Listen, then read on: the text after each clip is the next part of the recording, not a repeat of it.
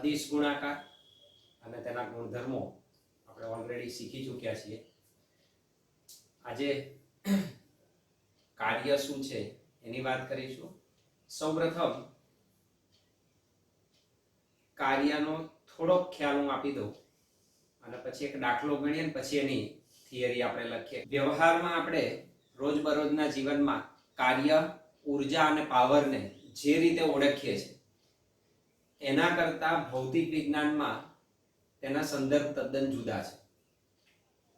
ખાસ કરીને કાર્ય માટે આપણે એમ કહેવાય કે હું તમને શીખવાડું છું તો મેં કાર્ય કર્યું. એ વિચાર રોજિંદા જીવનમાં જે કામ આપણે કરીએ છીએ એના સંદર્ભે કાર્ય ફિઝિક્સની ભાષામાં વ્યાખ્યાયિત થતું નથી. તો કાર્ય શું છે? તો એને આપણે એક નાના સરખા ઉદાહરણ દ્વારા જોઈએ. ધારો કે કોઈ એક સમક્ષિતિજ સપાટી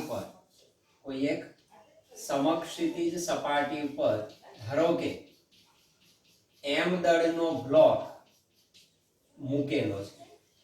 ધારો કે હું આ m દળનો કોઈ એક બ્લોક મૂકી દઉં. આપેલા m દળના બ્લોક પર ધારો કે લાગતું બળ F સદિશ આ દિશામાં છે અને આપેલો પદાર્થ F સદિશ જેટલું આ બળ લાગુ પાડતા ધારો કે એનું સ્થાનાંતર આ દિશામાં આપણને મળે છે. કારણ કે એનું સ્થાનાંતર થાય છે અહીંથી પદાર્થ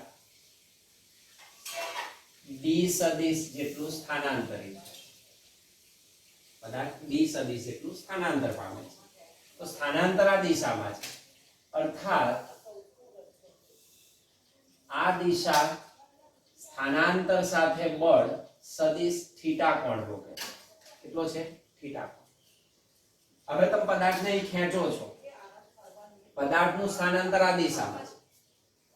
કોઈ પણ સદિશ ખૂણો બનાવે એટલે આપણે સૌથી પહેલું અહીં જોવું પડે બળનો કયો ઘટક એને સ્થાનાંતરમાં મદદ કરે છે.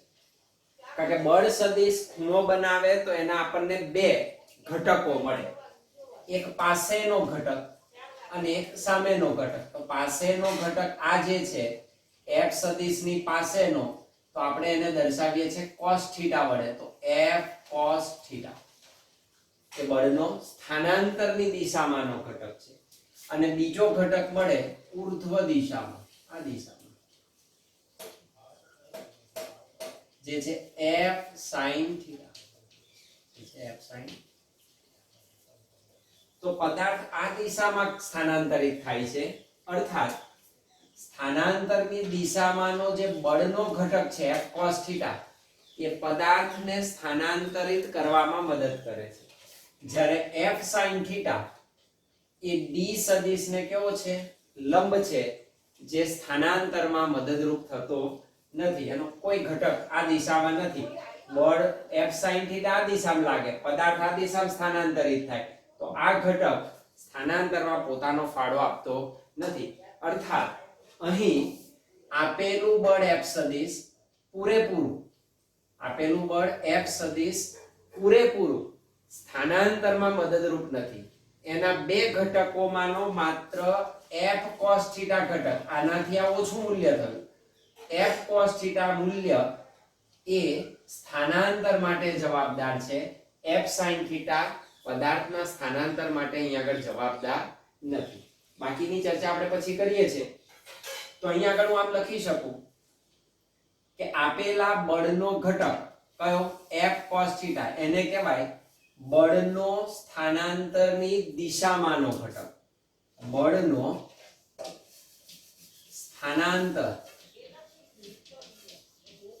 ની દિશામાંનો ઘટક. સ્થાનાંતરની દિશામાંનો ઘટક ગુણ્યા પદાર્થનું સ્થાનાંતર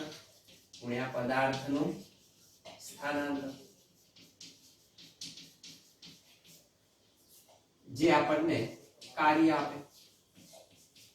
બળનો સ્થાનાંતરની દિશામાંનો ઘટક અને એ દિશામાં પદાર્થનું સ્થાનાંતર નો ગુણાકાર કાર્ય દર્શાવે. કાર્ય એટલે W.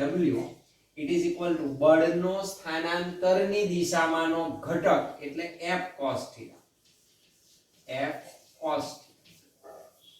પદાર્થનું સ્થાનાંતર d, અત્યારે મૂલ્યની વાત કરું તો એનું સ્થાનાંતર d છે, અર્થાત W ઇઝ ઇક્વલ ટુ આને આમ લખી શકું F d cos θ. હવે અહીંયા આવ્યું જો ગુણાકાર આવ્યો, તમે જો હવે યાદ સીધું આ રાખવાનું. બળ કેવી રાશિ છે? સદિશ. સ્થાનાંતર પણ કેવી રાશિ? સદિશ. બે સદિશ છે, આ બંને સદિશોનો ગુણાકાર કરું છું, કાર્ય એ અદિશ છે, તો બે સદિશોનો એવો ગુણાકાર કરું કે જેથી કરીને મને પરિણામ માત્ર અદિશ મળે, માત્ર મૂલ્ય મળે, તો તેને બે સદિશોનો અદિશ ગુણાકાર કહેવાય.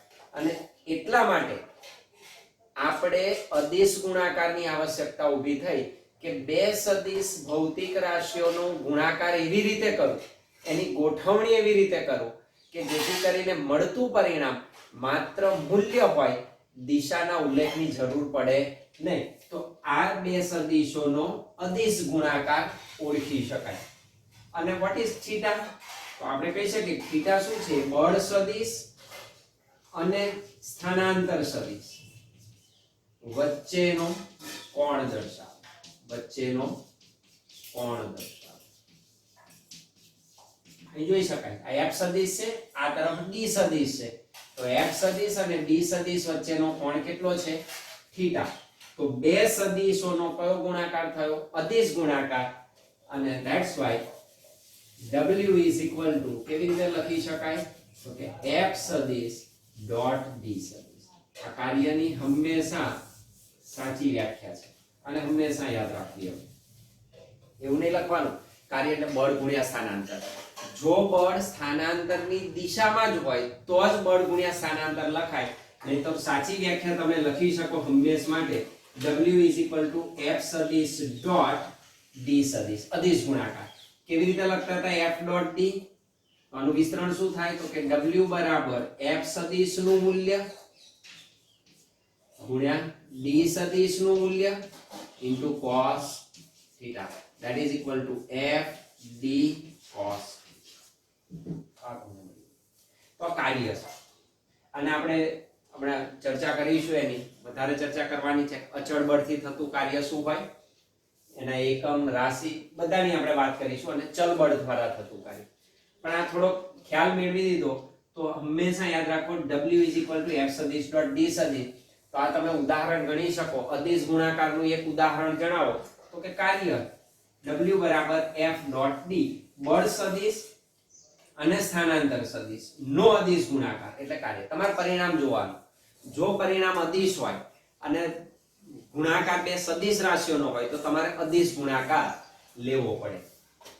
તો આટલા સાથે સૌપ્રથમ આપણે એક નાનો સરખો દાખલો ગણીશું. ઉદાહરણ 6.1.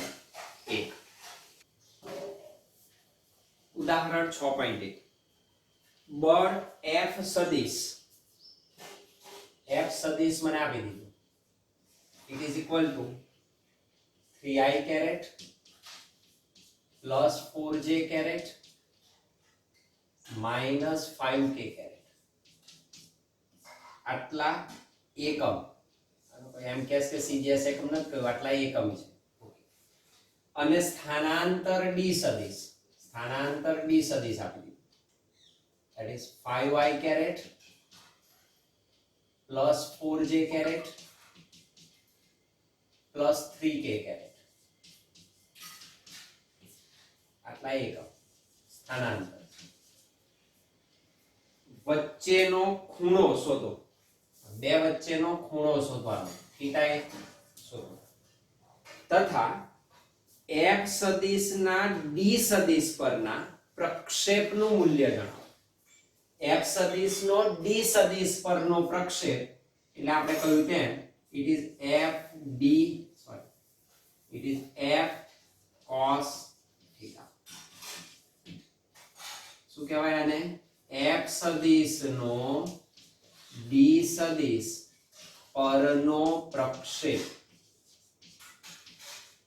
ચોથા પ્રકરણમાં શીખી ગયા. હવે જો ચોથાનો પણ તમને ઉપયોગ આવડવો જોઈએ.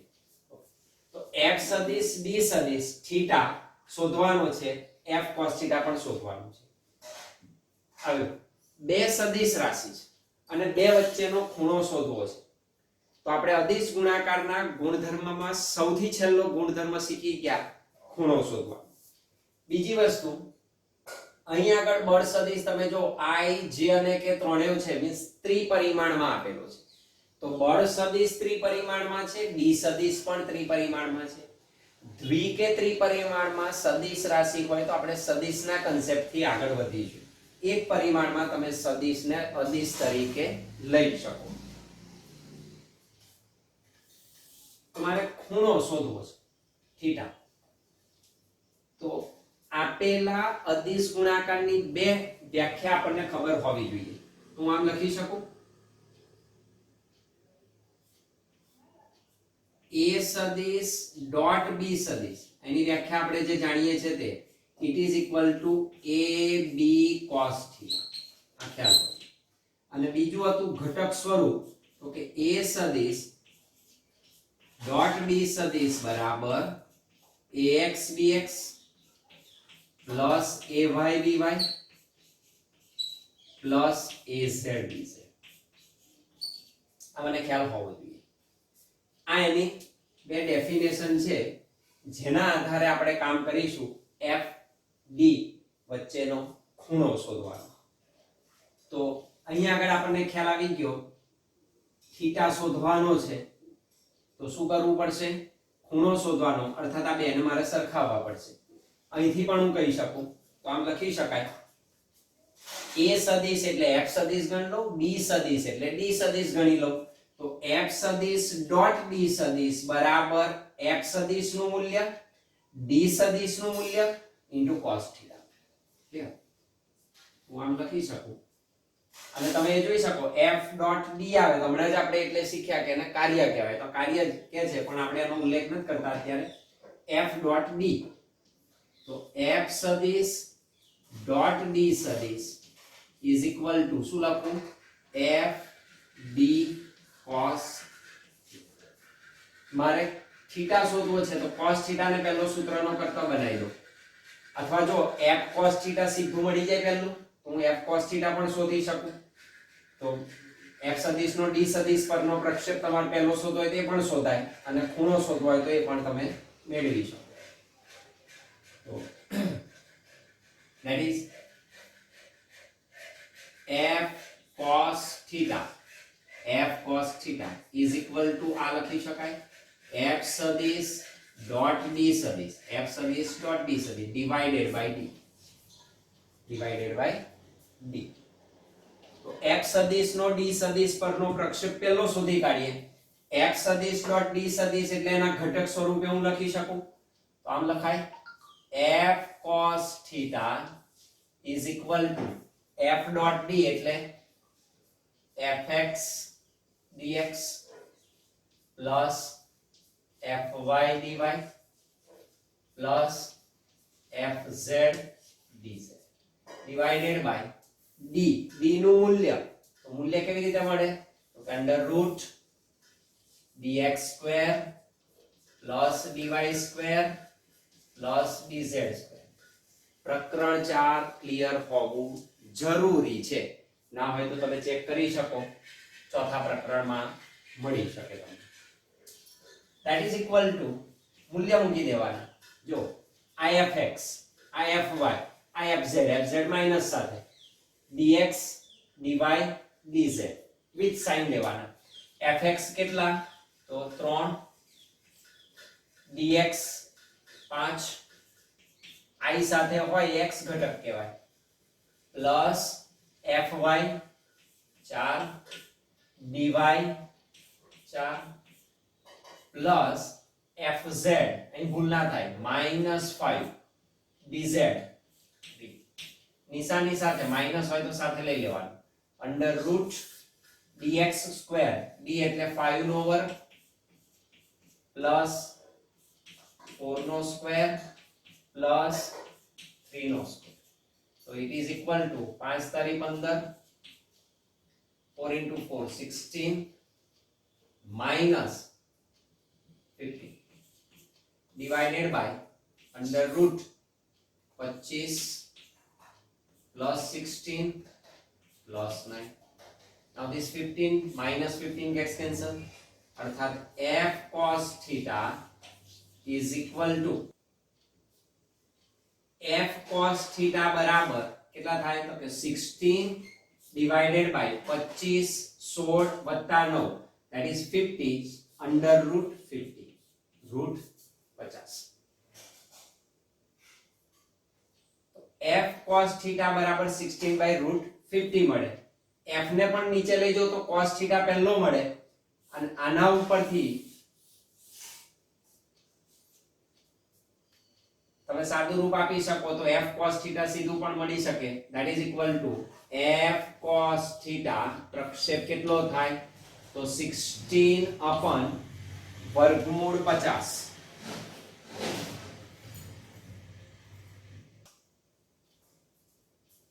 તો રૂટ 50 એટલે 7.07.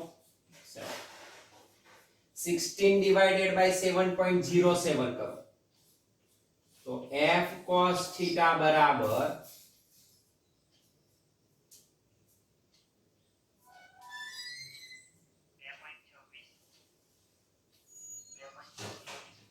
2.26 આટલા એકમ. તો આપણો f cos theta is equal to f cos theta. તો f cos theta બરાબર 2.26 એકમ. આ f cos theta મળી ગયો. હું ખાલી f શોધી કાઢું તો મને cos theta મળી જાય. આના ઉપરથી ઈઝી રહેશે. જો આને હું સમીકરણ 1 કહી દઉં. આનો ઉપયોગ આપણે કરીશું અને 2 કહી દઉં. cos theta મારે શોધવું છે. આના ઉપરથી સરળતાથી મેળવી શકાય. f નું મૂલ્ય હું શોધી કાઢું. f is equal to under root fx square plus fy square plus fz square. So this is equal to under root fx 3 નો વર્ગ plus fy 4 નો વર્ગ plus minus 5 નો વર્ગ. So it is equal to under root 9 plus 16 plus 25. It is equal to under root 50. તો બળનું મૂલ્ય પણ root 50 એકમ મળે.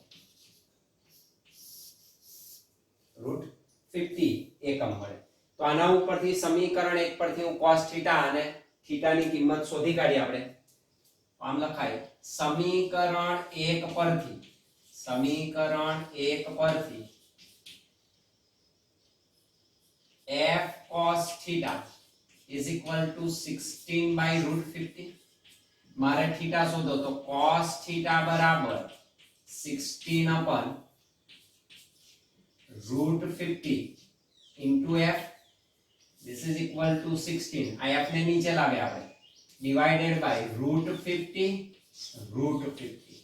કારણ આનું મૂલ્ય પણ વર્ગમૂળ 50 છે. It is equal to 16 by root 50 into root 50. Now it is 50.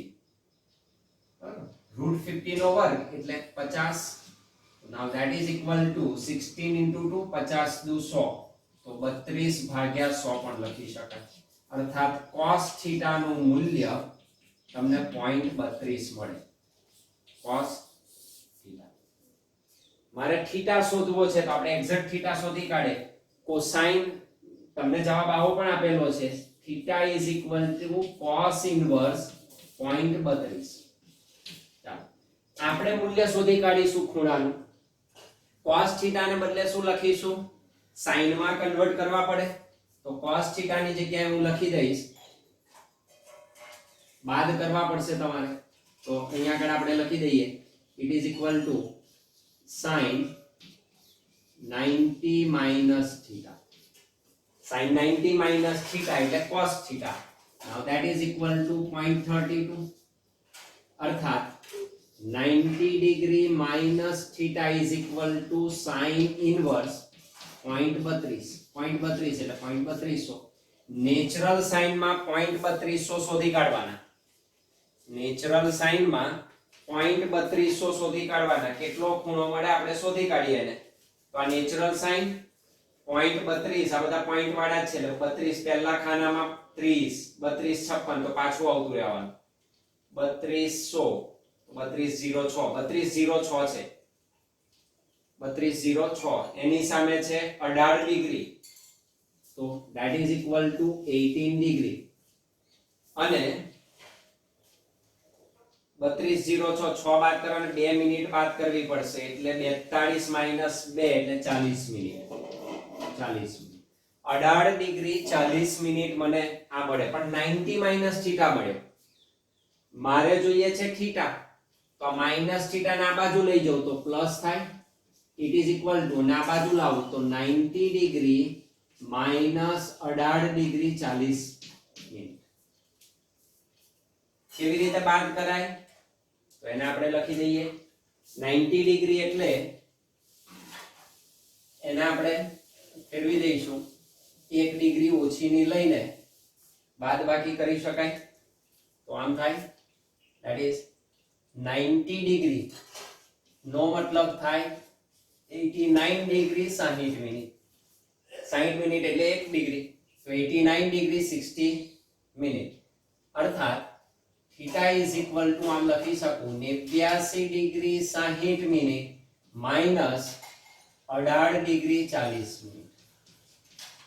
હવે થઈ જાય 0 2 1 7 71 ડિગ્રી 20 મિનિટ. અર્થાત થીટા તમને મળે 71 ડિગ્રી 20 મિનિટ. પુસ્તકમાં નથી આપ્યું એમણે શોધી, પુસ્તકમાં આટલું આપેલું છે. આપણને આવડે, આપણે પ્રેક્ટિસ કરીને શોધવાનું એટલે ખ્યાલ આવે એક્ઝેક્ટ ખૂણો કેટલો થયો 71 ડિગ્રી 20 કડાની આસપાસ આ ખૂણો મળે.